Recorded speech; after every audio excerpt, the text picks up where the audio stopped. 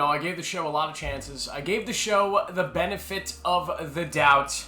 But I am sad to say, here today, it's official.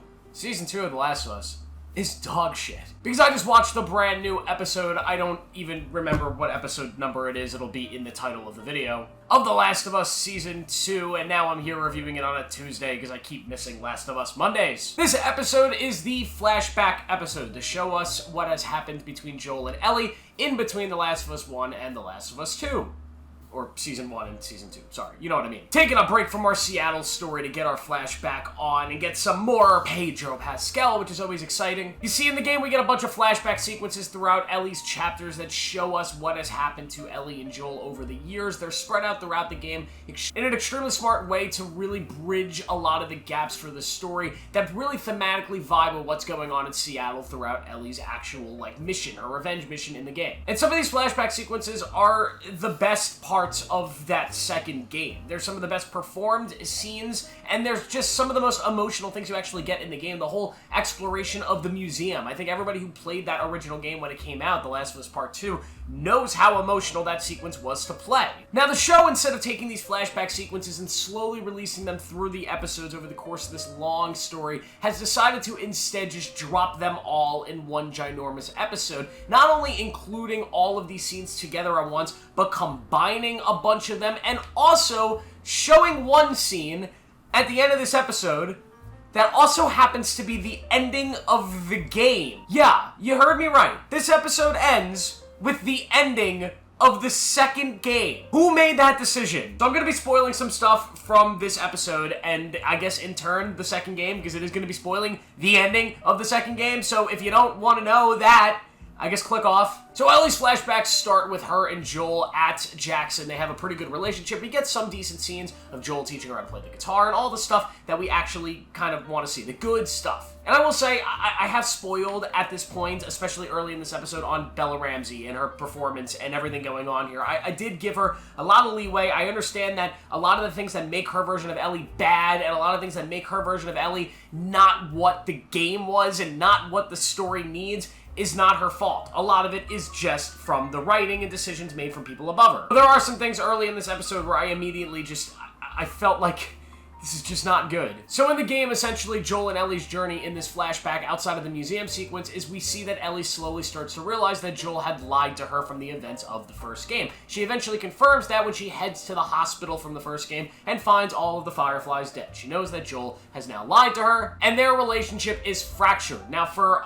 a set period of time, I can't remember the exact amount of time, after Ellie finds out, there is a bridge between Joel and Ellie that has been broken. They have no relationship. They don't talk. They don't see each other, and Joel is sad. Their relationship is shattered, and there is a long period of time at Jackson where it just is that way. This is an unspeakable sin that Joel has done to Ellie. Her life's purpose has been stripped down. And you play through the entirety of The Last of Us Part 2, this great revenge story of Ellie trying to avenge Joel, not knowing that right before Joel's death, she had kind of amended her relationship with Joel. You don't find it out till the end of the game where Ellie goes to speak with Joel on a porch the night before he dies, and they have a great conversation where Joel has all of this emotion that he keeps inside. It barely shows because that's the kind of character Joel is. He's not going to outwardly show these emotions, these cries, all these things. He packs them inside, and you could hear it in the quivers of Troy Baker's voice acting. It's such a brilliant scene. Ellie is so good in the scene, and it's one of the greatest scenes in video game history. Now let me tell you how the show does this whole sort of situation. So Ellie does have some suspicions that Joel lied to her, and we see the sequence where Joel goes out and him and Ellie find this guy, Eugene, that we've been hearing all about. It's the therapist's husband, and they have to kill him because he's infected. And the guy wants to go back to the community to see his wife one more time, and Joel's like, we can't do that. You're infected, so we have to kill you. But he goes back to the community and tells the therapist, like, hey, we wanted to bring him back, but he said he wanted to keep you safe. He told us not to, and he allowed us to kill him. And Ellie's like, hey, well, Joel's full of shit. He lied because he's a dickhead. And it's a really poor scene, mostly because the performance from Bella Ramsey. Yet again, I don't want to shit on her too much, but my God, not very good in that scene. Lo and behold, Ellie confronts Joel on the porch the night before he dies, the same way that it sort of happens in the game, except at this point, Ellie never went off to the hospital from the first game. She never found out officially that Joel had lied to her, and she has not had this long period of time and this this absolute destroyed relationship with Joel that she has in the game. She has this mystery, this question to her, but that anger and that absolute divide between them has not existed like it did at this point in the game. So instead, they combine two of the most important scenes of the game into one, which is a choice. An interesting one that I think really ruins both moments. But either way, Ellie asks Joel if he had done, what he had done. If he lied, if he wasn't lying, what happened?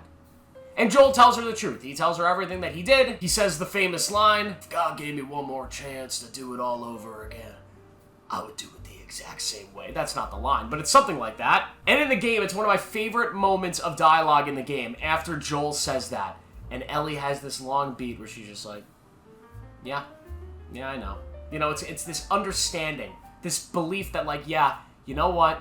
I can't really forgive you for this, but I understand you. In the show after that line, Bella Ramsey's just like, "You are selfish for that! You are a selfish man for wanting to do it again!" Who wrote this, man? How did this happen? How did they fuck this up so bad? We then get a very, very emotional scene with Joel, where Pedro Pascal is crying, and he's telling her how he could be a better dad, and she better be a better mother than him, and all the stuff that I just don't imagine Joel would ever do! And it harkens back to a great opening scene. I will say the opening scene of the episode's amazing. They brought in Lalo Salamanca himself, Tony Dalton. If you don't know who Tony Dalton is, if you haven't watched Better Call Saul, this man is an unbelievable actor and one of my favorite people on planet Earth. They bring him in for one scene, probably my favorite scene of the whole series, where he plays Joel and Tommy's dad, and he explains that, yeah, I might not be that great of a dad, but I'm better than my dad was to me, and you will be better to your kids than I am to you, and vice versa. It actually is a very strong piece of dialogue, and a pretty good theme that sort of plays out through this episode, and if you know where Ellie's kind of going in her journey, maybe it will play out there as well. But it's at the expense of a scene that really didn't need more emotional and garbage dialogue. It's a scene that worked so much because of its subtleness. The emotions between Ellie and Joel are so profound in the game scene, despite the fact that they're not audibly talking about their emotions. They're not visibly showing them. It's such a quiet scene of Ellie just saying, hey, I can't really forgive you for what you did, but maybe I could try. Maybe I'd like to try. And Joel simply just saying, I'd like that. And not really saying anything else. Because sometimes you don't have to say everything that you're intending to mean, right? You don't have to say everything you want to show the audience. The audience just gets it. And they had the same problem in the Joel death scene, where in the game, Abby doesn't really say anything. She just kind of does it. And there's a lot of value in showing that.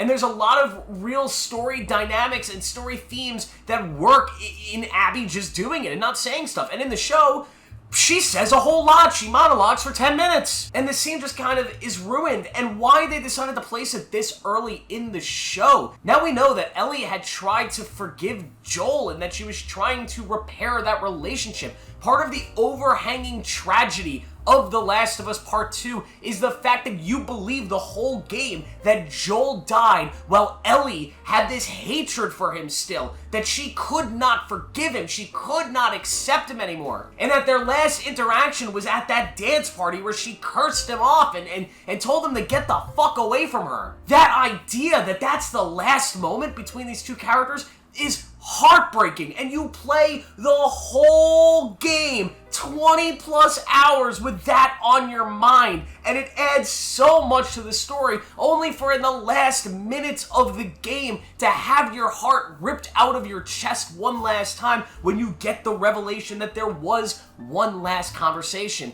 And it's a beautiful, beautiful scene. What were you thinking, Craig Mazin and Neil Druckmann, with this show? I don't understand it. This is like Kathleen Kennedy level incompetency happening here on HBO with The Last of Us. And I know there's a lot of people that never played the game that are probably finding some enjoyment in the show, and that's good and fine. But to me, the game is such a brilliant story, and it's structured in a way that's so perfect. And I'm not the type of guy that's going to sit here and say, no changes, don't make any changes at all. Yet again, I love the inclusion of Tony Dalton. I love the extra stuff we've gotten with the Seattle storyline and the wolves and the scars. I love all of that. It's just the core beats of this story playing out so differently than they did in the game have ruined the best moments of the game. And it's beyond frustrating. This episode left me very frustrated. And it also doesn't help that the performances in that scene were not good. I mean, Pedro Pascal was doing his best with what he was given,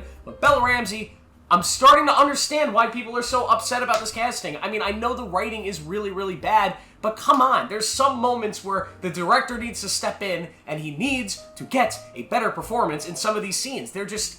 It's not really acceptable for a show that costs this much money. Some of the line deliveries and the cringiness that just comes from these scenes that are supposed to be highly, highly emotional. And yet again, I'm not putting it all on Bella Ramsey. The writing is not very good, and there's only so much you could do with bad writing. But this is just amazing. I want to say this is what happens when you have people who didn't love the game, who didn't understand the game, come in and make a TV show adaptation about the game. But yet again, one of the head showrunners is Neil Druckmann, the guy that was literally responsible for the game. So what this feels like is a man who was so broken by the reception of that second game when it first came out. A lot of the negativity that came out, that he's now trying to be a revisionist of his own work and rework it. But I don't think he understands that he's ruining his own work. He's making it worse, and I don't know. I'd love to see like a story one day that Neil Druckmann hated season 2 and all the people behind the scenes were taking his story from him and scrapping it up. I don't know if that'll ever happen, but my heart wants to see that because this is depressing. What do you guys think of this episode? Let me know down below. Make sure to like this video, subscribe for more notifications. I'll see you in the next one.